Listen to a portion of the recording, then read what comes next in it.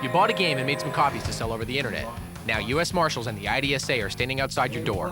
It's a good time to learn a few facts about software piracy.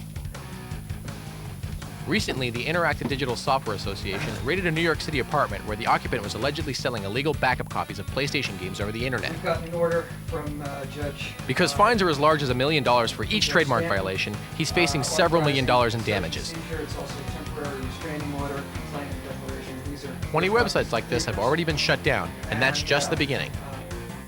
An official of the Interactive Digital Software Association, who wanted to remain anonymous because of her anti-piracy work, explained, "The problem of piracy is growing exponentially every day. Technology is making it easier, but just because it's easier doesn't mean it's any more legal. Making a copy of a PlayStation game without permission is absolutely illegal." I was using these as backups for people who own original copies. I mean, I had no aware that, because I read, I had a disclaimer and everything. We saw the disclaimer, but the law doesn't work that way. The question of this is a backup copy, that's a net myth. A backup copy that you buy off the internet because you don't want to buy the original is absolutely illegal. Few people who make or buy illegal copies think about who's really getting hurt.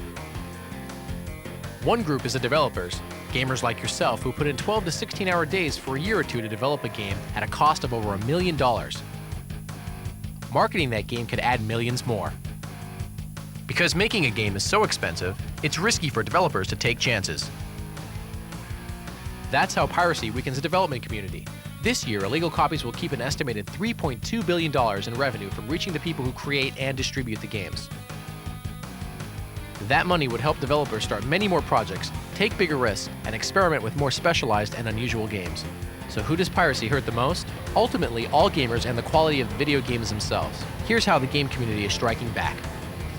The FBI has started to take some very serious actions against pirates online, not just for copyright and trademark infringements, but other things like consumer fraud. U.S. Customs officials have begun to do seizures of products of entertainment software coming into the United States. The largest such raid that we have experienced in the last few months occurred in Miami, where they seized 54,000 illegal PlayStation discs.